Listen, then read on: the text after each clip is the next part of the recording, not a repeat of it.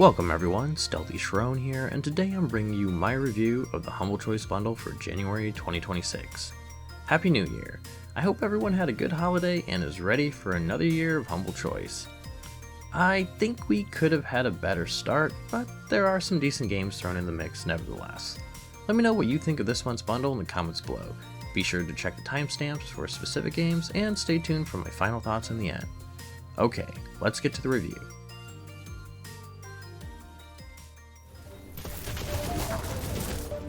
Starting off 2026, we have the first roguelite of the year. Because of course. Being Wizard of Legend 2. You play as a wizard trying to be a legend. And to do so, you must continually throw yourself at the trials to complete them and take on this title. You start off by selecting an element, which for me was lightning, and then just go at it. On your runs, you'll encounter ways to augment existing abilities, swap out abilities with new ones, and get plenty of passive buffs to customize your build each run. Combat felt really smooth, and I thought the abilities were cool. It seems there's a certain amount of synergy between the elements, which is what I'd expect, but for any thinking this is going to be like Magicka, like I sorta did, then not quite.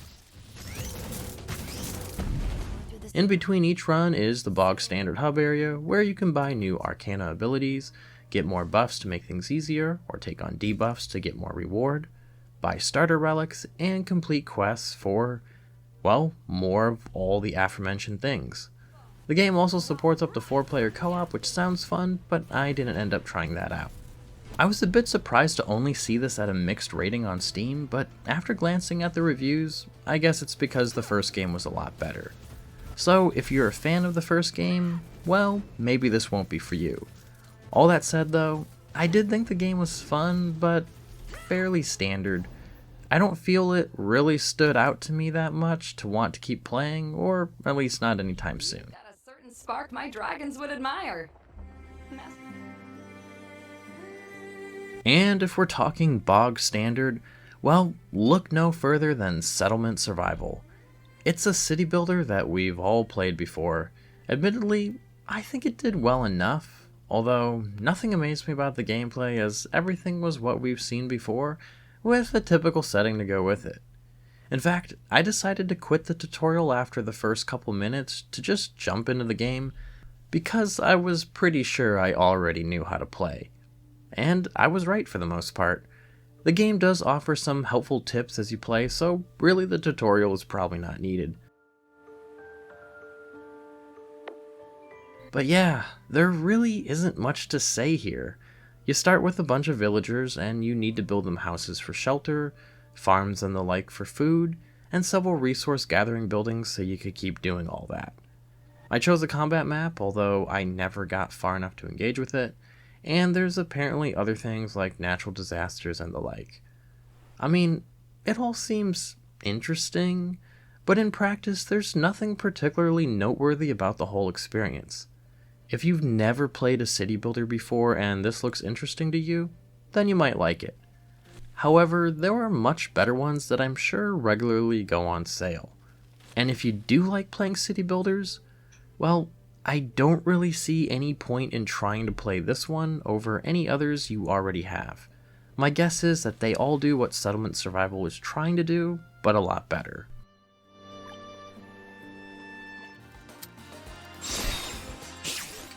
As the name would suggest, Metal Slug Tactics is a turn-based tactics game, which also is a roguelite. So, no, don't expect a side-scroller shoot-'em-up like the other titles in the franchise. Instead, here we have a bunch of reckless elite soldiers taking on impossible odds and hopefully saving the day. Seeing that I didn't really know anything about the Metal Slug games and never really played them, I didn't expect all that much from this, other than a tactics game with a Metal Slug skin, which to be honest, I wasn't entirely sure what that meant, other than anime Rambo. Surprisingly though, Metal Slug Tactics actually changes the formula up a bit. Normally, I'd expect the standard cover-based fighting paired with Overwatch actions as normalized by the rebooted XCOM games. However, it essentially does the opposite. Running and gunning is the name of the game, or part of it. The further a character moves, the more resources they gain for adrenaline, which is used for special abilities, and dodge, which is used to negate damage. You compare this with cover, but that takes more of a backseat in this game. The other major component to the combat in Metal Slug Tactics is the synchronizations. Characters can team up when attacking, which also have a bunch of other passives that can pop off because of their synchronizations. It's a clever system that will probably take a bit of time to learn how all their different passives and abilities work together. This one has some fun ideas that I definitely like to return to at a later date.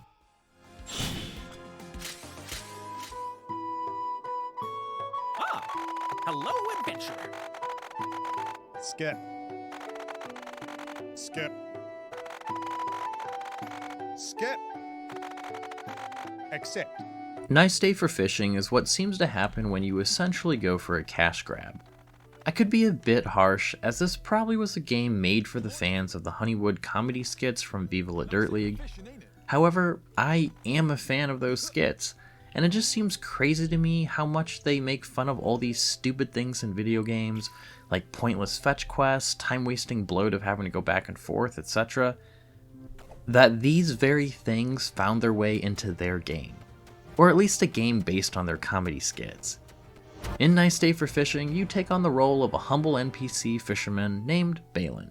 In an unfortunate accident, all the heroes are disconnected from this fictional MMORPG world, and the humble NPC has to step up and become the adventurer. And you do this by fishing, if you hadn't already guessed.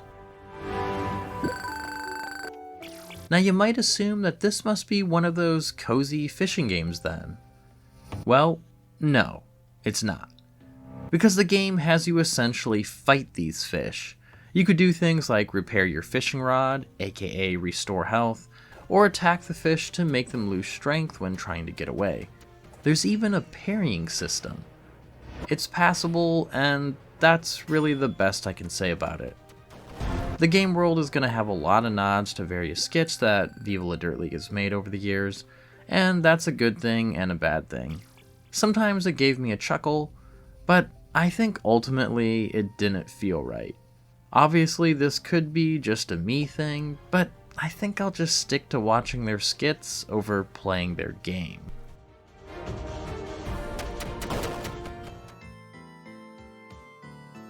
Playing Etrian Odyssey II HD gave me a serious case of deja vu.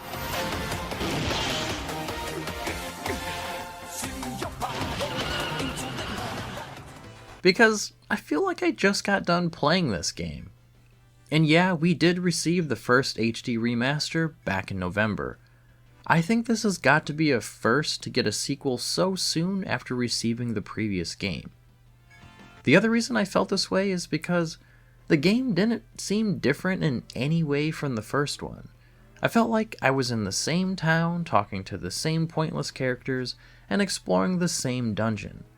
The only meaningful difference that I noticed was the inclusion of a few more classes that I didn't remember seeing from my time with the first one. I think the best thing about my time with the game is that I had my previous experience with the last one fresh in my mind, so I remembered what to do. My experience went a lot smoother this time around with registering heroes, because I gave them actual names instead of color coding them, and making sure they were equipped and skills unlocked. There was a lot less dying this time around. Another change I did was use a mouse and keyboard to play rather than a controller like I did last time. That change alone made this a lot more enjoyable. The map making felt clunky on the controller since the game was originally made with the stylus in mind for the DS. However, using the mouse to draw on the map made this process more streamlined, and there was less fiddling with it and more dungeon delving. Overall, I still feel it's an alright experience though.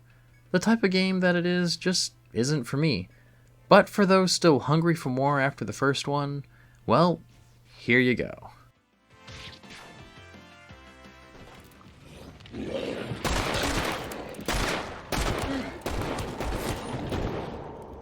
The next one, Hunt Showdown, or I guess as it's called now, Hunt Showdown 1896, was one that I already owned and had put a bit of time into. Only around 16 hours though, so this release in the bundle was a reminder that I should play this more. But what is it? Well, it's a PvPvE extraction shooter. You take on the role of a hunter and bring in your gear to track down a monstrous creature, take its bounty, and extract for big reward.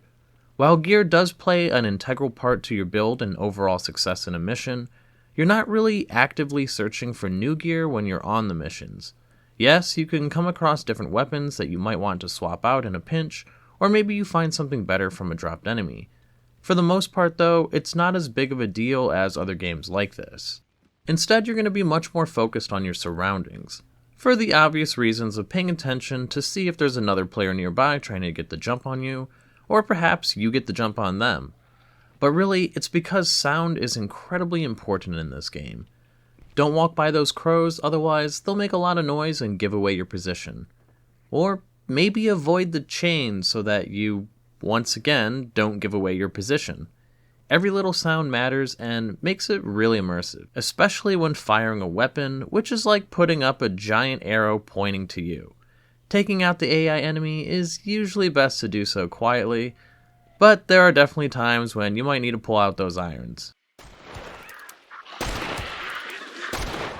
Bottom line, Hunt Showdown nails the atmosphere of the game and everything feels appropriate to the setting, which is this grungy, late 19th century southern vibe, which I guess is now western as well, given their new map is set in Colorado instead of the Louisiana Bayou where the original maps are located. I think the only reason why I don't play this as much as I'd like is because I suck at it when getting into firefights. I only really prefer to play this with others so that maybe they can make up for my lack of skill. Even still, I'd recommend giving it a shot if you think it looks interesting.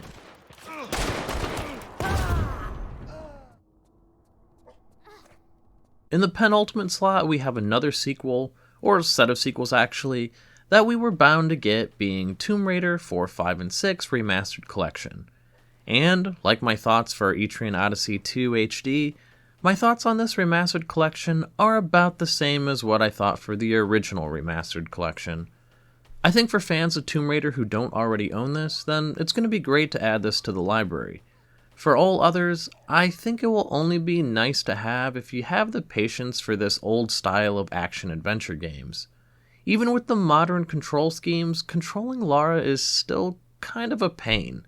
In the beginning of each game, it does try to give you a tutorial on how to play, which is helpful, I guess, except it doesn't tell you what the buttons are that need to be pressed, and doesn't let you see what the buttons are on some sort of controller map.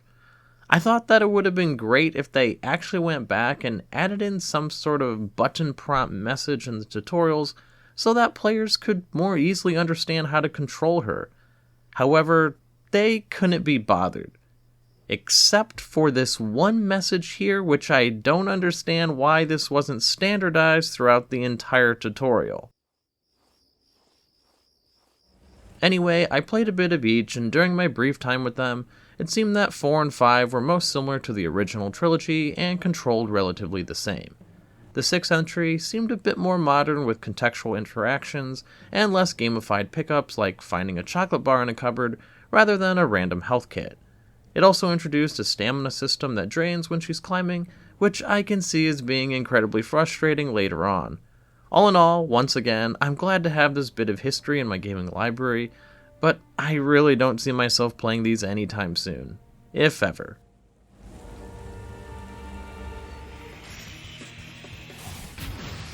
The headliner for January is Sonic Frontiers, and I will openly admit that I was disappointed when I first saw it. I never really played a Sonic game besides a few instances with the original Sega Genesis games that I found really frustrating, and one 3D Sonic game on the Dreamcast, but I can't remember much about that other than I think you could take care of little cute creatures and play as Knuckles and Tails. Long story short, I didn't expect to like this Sonic game. So, naturally, this means that I did actually enjoy my time with it. I think I'd describe Sonic Frontiers as a game that blends a Sonic game with something like Legend of Zelda Breath of the Wild. There's a large open world to explore with a bunch of random things to do to gain various collectibles. To me, this was the most enjoyable thing, running around and trying to land my jumps to complete various puzzles and challenges.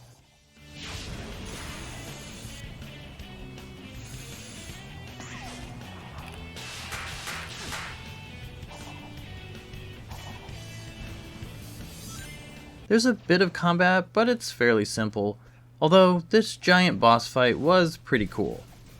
Then there's also the individual levels that you unlock through exploration of the overworld. These are your more typical Sonic gameplay. Go fast, collect the rings, and don't get hit, otherwise you can't go fast and you lose rings. I thought they were fine, but I appreciated the open-ended nature more outside of these levels.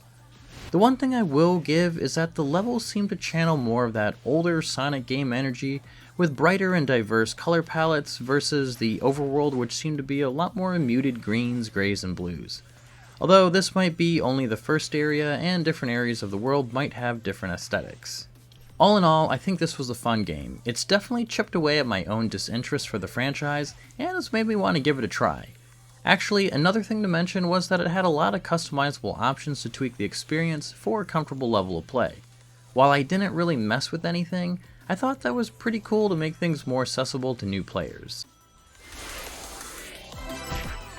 Okay, let's wrap this up and see if this bundle is worth it or not. I based my rating solely on whether I thought the game was worth playing on about an hour or so of hands-on gameplay. Also, I'd be grateful if you could please give the video a like if you're enjoying it, and subscribe if you want to see more video game coverage in the form of reviews, first impressions, and of course, these Humble Choice videos every month. And if you're feeling extra generous, then you could tip me via YouTube Super Thanks, or consider joining my YouTube membership. Every little bit goes a long way in helping improve the channel. Overall, I felt this was just an okay month. Normally, I'd expect Humble Choice to be swinging for the fences with January, since they usually offer beginning of the year discounts to snag people for 6 months or a year. But if that was their intent, I don't really feel this month would be able to do that. That said, I already owned Hunt Showdown and wasn't a Sonic fan, so I imagine those two things are skewing my overall opinion, so take that as you will. Also, one last thing before we get into the recommendations. To any who missed it and are interested, check out my 2025 year-end review of Humble Choice, where I tell you what I thought was the best month of last year. Okay, now to the recommendations. Starting with the must-plays of this month, and yeah, going back to what I was saying earlier, 2026 is not starting strong for me. I didn't feel that any of these games really captured my attention to where I'd want to keep playing right away. So, moving on to my strong recommendations, which are Metal Slug Tactics, Hunt Showdown 1896, and Sonic Frontiers. Metal Slug Tactics probably would land in must play if I had more time to sink into it, because I really did enjoy how they tried to change up the formula. It felt refreshing after having several XCOM clones over the years that do very little to make things feel somewhat fresh. Hunt Showdown 1896 is a game that I'm sure many will swear by. I'm not sure a multiplayer extraction shooter would ever be a must-play for me, but this one is really close solely because of the immersive atmosphere. Finally, Sonic Frontiers has a fun opening hour exploring the open world. I do wonder how much that will hold up for me, but my first impressions of it were pretty good. My week recommendations this month are Wizard of Legend 2, Etrian Odyssey II HD, and Tomb Raider 456 Remastered. Wizard of Legend 2 has a fun gameplay loop, but nothing about it really stood out to me other than it felt polished. Etrian Odyssey II HD is a fun dungeon crawl and level progression for people who want that, but probably doesn't offer much else. And the Tomb Raider collection really is just for people who were fans of these original titles, but wanted to see a glow up for the graphics. This felt clunky to play, but I can see the value in having them. Finally, I placed the last two titles in Don't Bother With, being Nice Day for Fishing and Settlement Survival. Nice Day for Fishing is, again, I'd say it's for the fans of the Viva La Dirt League skits, but as I am one, I can't really say that. Basically, it has some fun callbacks that might get a chuckle and attempts to add some gameplay to their game, but ultimately kind of feels like the chores they tend to make fun of in their skits. Settlement Survival, like Wizard of Legend 2, is a fairly standard game from the genre, being a city builder, but while I was saying that Wizard of Legend 2 didn't have much to stand out, they at least tried. Settlement Survival just took the playbook for these city builders and made that, which resulted in a drab and soulless game even if any one thing is done alright. Do you agree with my thoughts? What games, if any, are you looking forward to playing? Let me know what your thoughts are, or if there are any different recommendations you'd make in the comments below. I hope this video helped you in some small way, and if it did, then please consider leaving a like, comment, subscribe, or whatever it is you feel like doing. Thanks for watching, and have a nice day.